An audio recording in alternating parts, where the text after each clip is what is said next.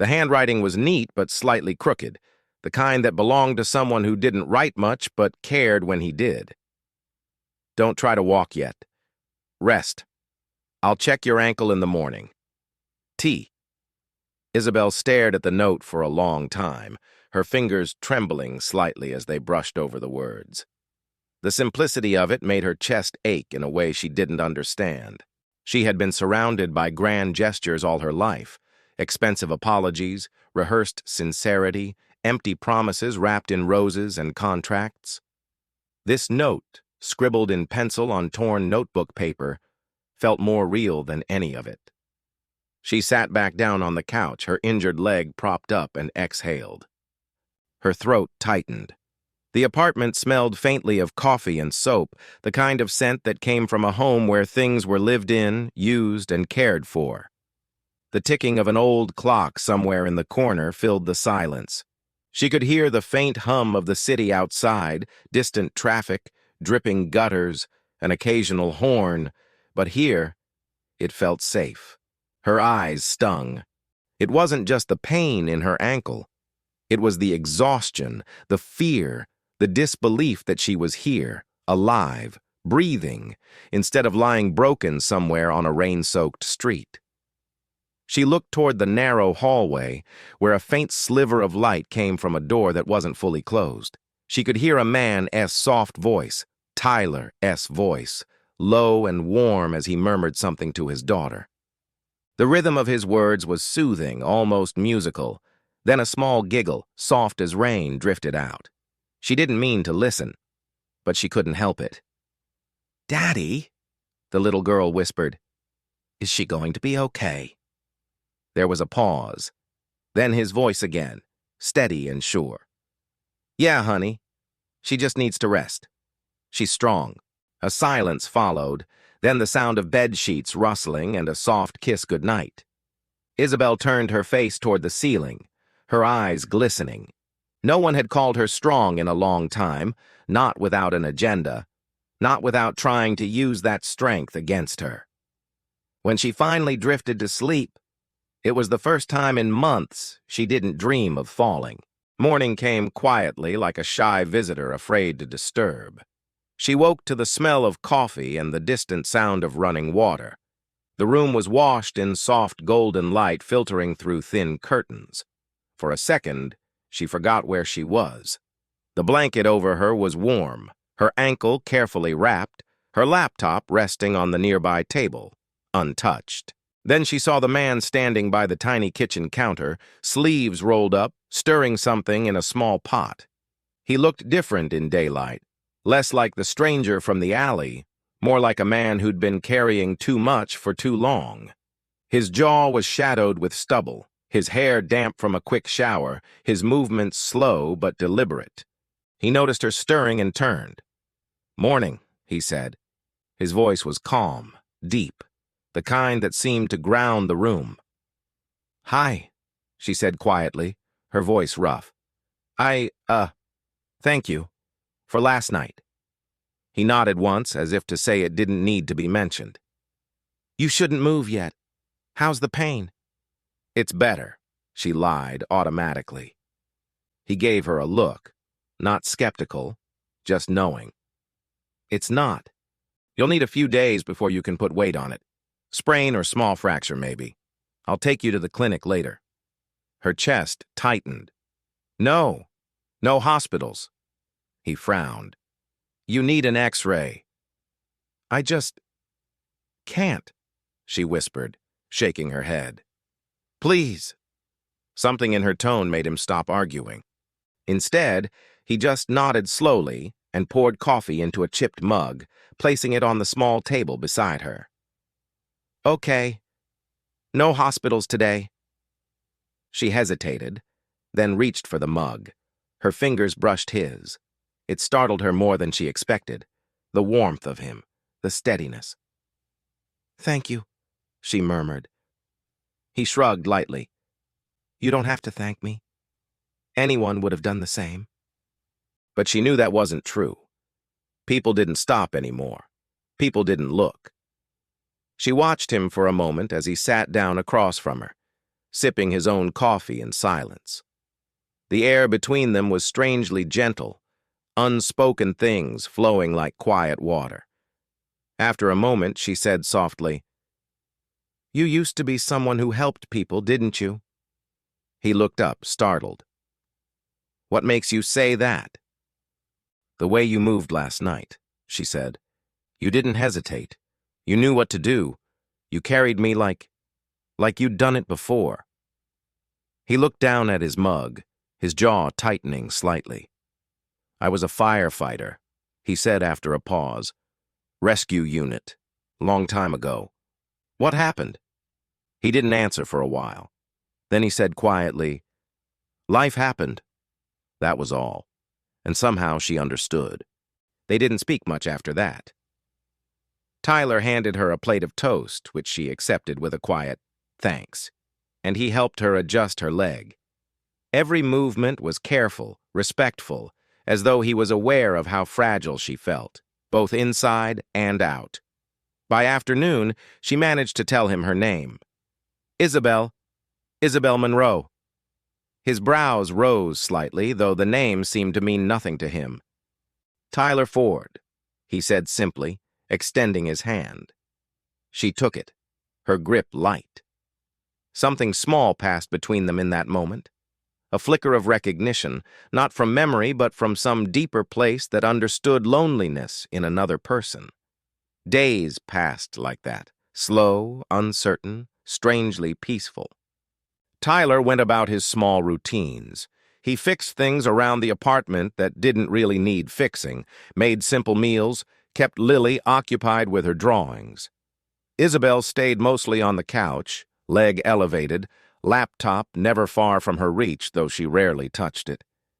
Every now and then she caught him watching her, not in curiosity, but in quiet concern. One afternoon, as the rain tapped softly on the window, she asked, "You're raising her alone?" He nodded. "Since she was 4. "I'm sorry." He smiled faintly. "Don't be. She keeps me alive." Something about the way he said it made her chest ache. She wanted to ask more, but stopped herself. He had his pain. She had hers. Maybe that was enough for now. Later that night, when Lily had gone to bed and the apartment was filled with the hush of the city beyond, Isabelle found Tyler sitting by the small kitchen table, working on a broken toaster. The dim light threw soft shadows over his face. She hesitated before speaking. "You fixed my shoe," she said quietly. He looked up, confused for a moment, then smiled a little. It looked like it needed saving. Her lips curved slightly, the faintest smile. "You do that a lot, don't you? Saving things?" He looked down at the toaster again. "Not everything can be saved." She wanted to tell him that she understood that more than anyone, but the words got stuck somewhere behind her ribs. She looked around the tiny apartment again, the peeling wallpaper, the old sofa, the mismatched cups, and felt a strange pang of envy. It wasn't perfect, but it was real. She had lived in a penthouse overlooking the city, yet had never felt this kind of peace. The next morning, she woke up earlier than usual. Tyler was already gone. She heard him leave quietly before dawn, tools in hand. A note sat on the table. "Back by noon. There's oatmeal on the stove. Rest your foot." She smiled softly, reading it twice before setting it down. Hours later, she was sitting by the window, staring at the drizzle outside, when the door creaked open. Tyler stepped in, damp and exhausted, but his eyes softened when he saw her awake. "Hey," he said, brushing rain from his hair. "You look tired." He shrugged. "Job took longer than expected." She hesitated. "You fix things for a living?" "Washing machines, dryers, dishwashers. People call me when something stops working." There was quiet in that, and then she said gently, "Do you ever fix things that aren't machines?" He met her gaze then, steady, searching. "Sometimes I try." That look lingered between them. Neither looked away first. As days turned into weeks, Isabel's ankle healed slowly. Tyler helped her practice standing again, his hands steadying her shoulders as she wobbled uncertainly on her good foot. The first time she tried, she nearly fell, but he caught her instantly, his arm wrapping around her waist, strong and secure.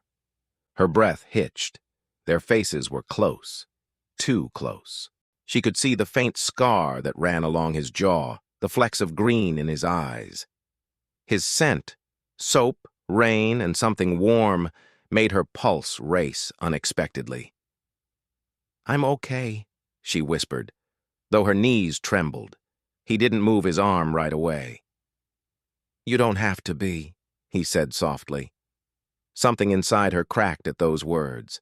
She turned her head, blinking back sudden tears. "You don't know what I've done," she said quietly.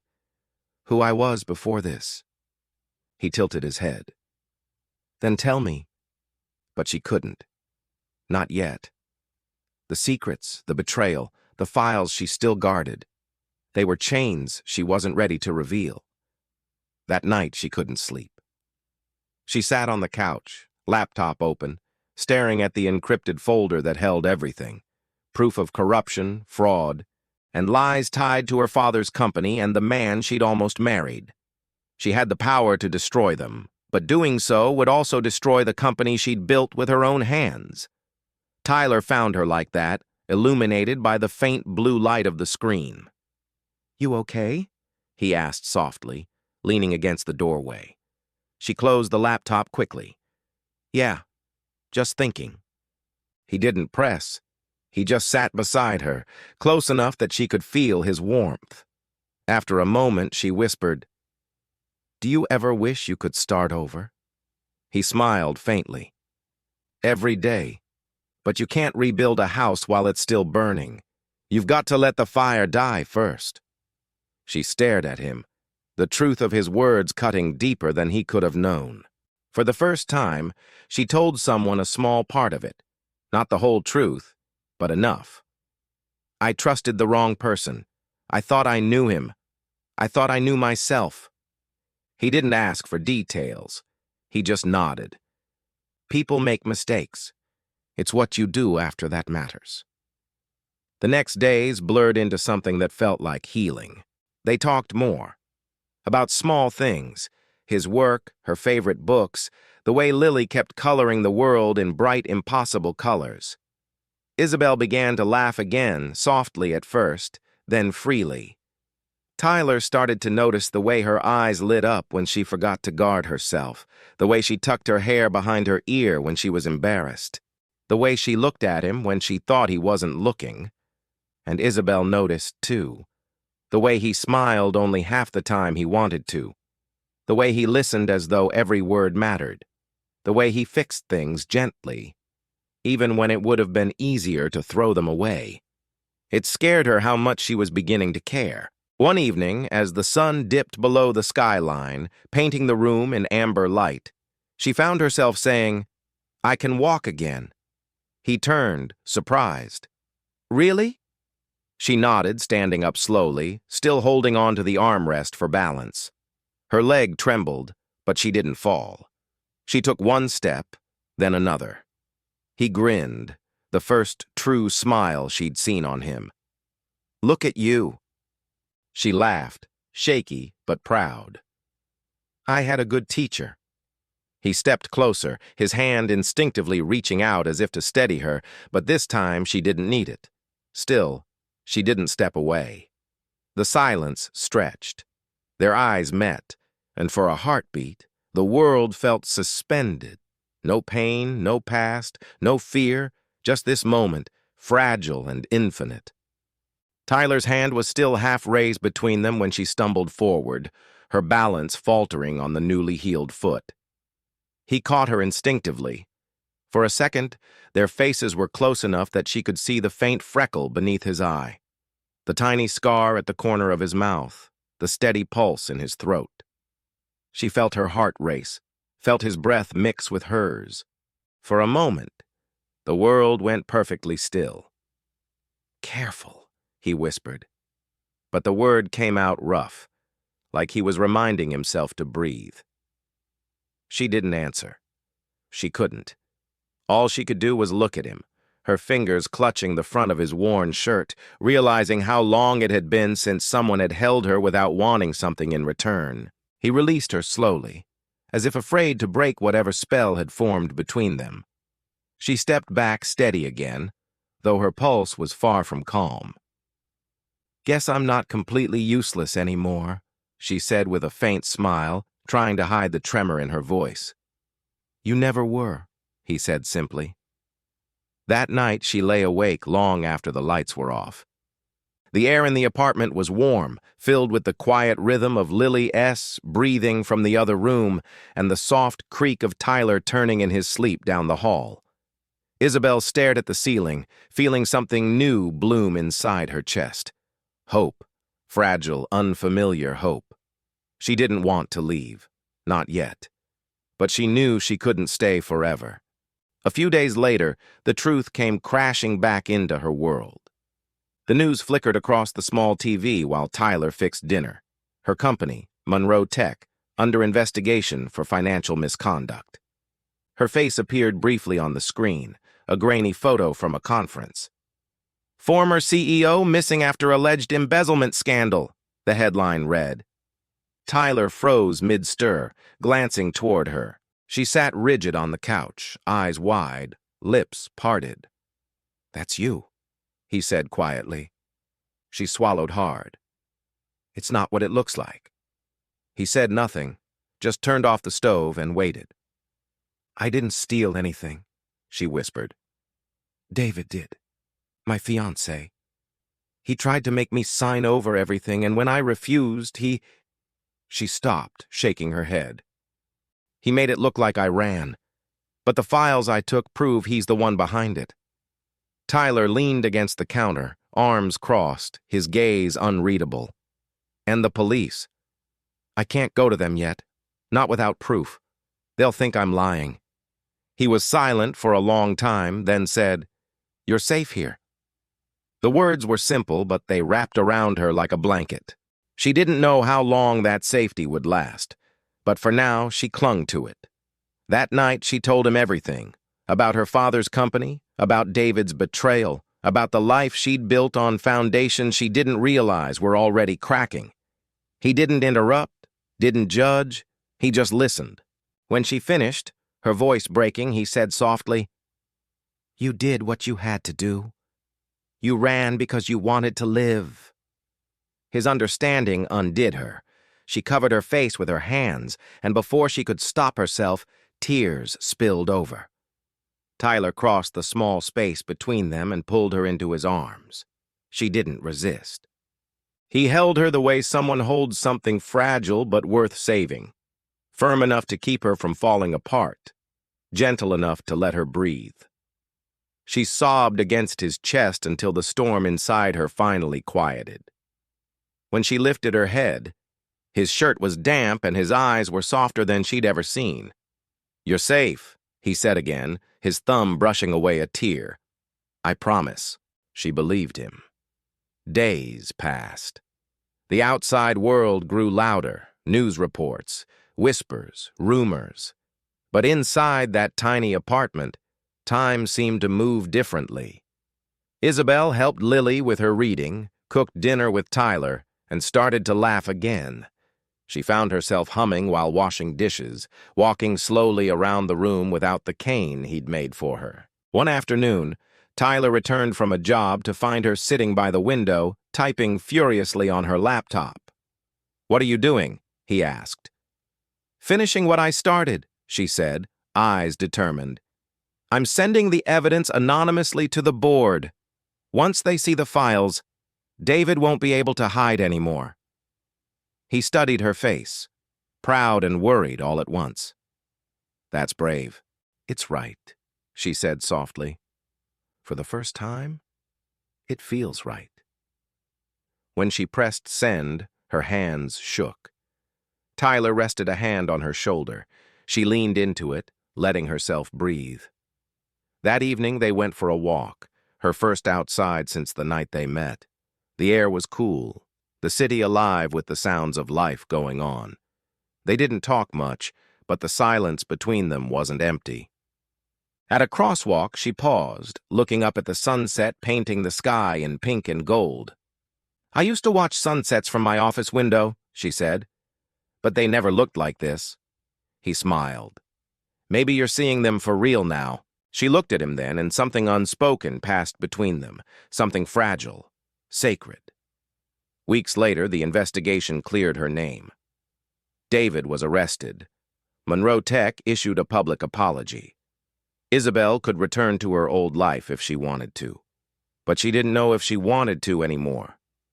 She sat on the couch that night, the official statement still open on her screen. Tyler was fixing a leaky pipe under the sink.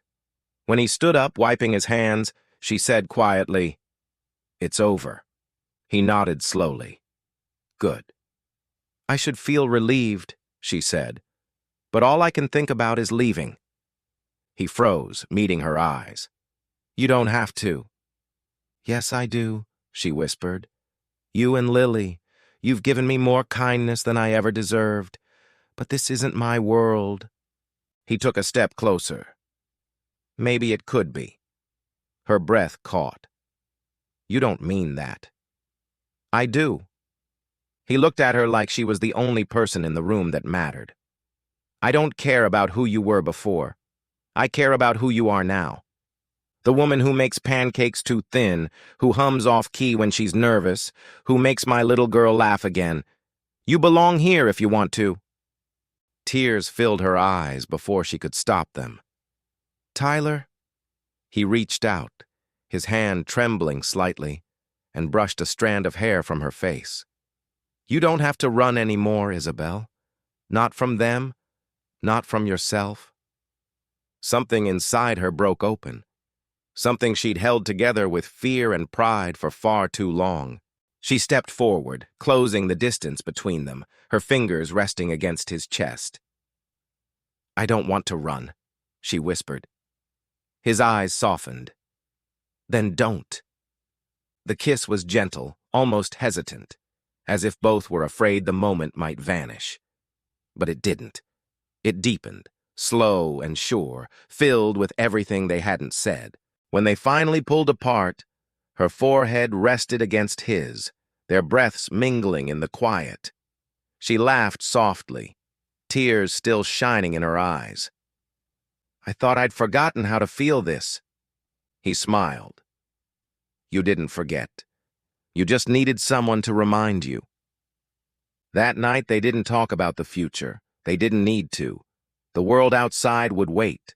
Inside there was warmth, light, and the steady rhythm of two hearts learning to beat in unison. Weeks turned into months. Isabelle began consulting again. Smaller projects, meaningful ones. She worked from home sometimes, her ankle fully healed. Tyler's business grew quietly. Word spread about the kind man who fixed more than machines. They built something together, not grand or perfect, but real. She taught Lily to bake. He taught Isabelle how to repair a leaky faucet. The apartment, once quiet and lonely, filled with laughter. One evening, as spring rolled in, they walked along the same street where their story had begun. The rain had just stopped. Puddles shimmered under the city lights. Isabelle paused, looking at the reflection of the three of them, Tyler, herself, and Lily, mirrored in the wet pavement. Lily skipped ahead, chasing her reflection, her giggles echoing against the buildings. Tyler reached for Isabelle's hand. She took it without hesitation. "Strange, isn't it?" she said softly. "How something so terrible brought us here." He squeezed her hand gently. "Sometimes the worst storms wash us where we're meant to be." She looked up at him, her heart full. "You carried me that night," she said quietly, "when I couldn't walk. But you did more than that, Tyler. You carried me back to life." He smiled, his thumb tracing small circles against her palm. "And you taught me how to live again." The rain began to fall again, soft, cleansing, warm. Neither of them moved. They just stood there, hand in hand, letting it soak through their clothes, their laughter mingling with the sound of the city around them. For the first time in years, Isabelle didn't flinch from the rain. She lifted her face to the sky, eyes closed, and let it wash away everything that had come before. The fear, the loneliness, the pain. When she opened her eyes, Tyler was watching her with that same steady, quiet certainty she'd seen the night he saved her. Only now, there was something else in his gaze. Love. And she smiled, truly smiled, knowing she would never run again.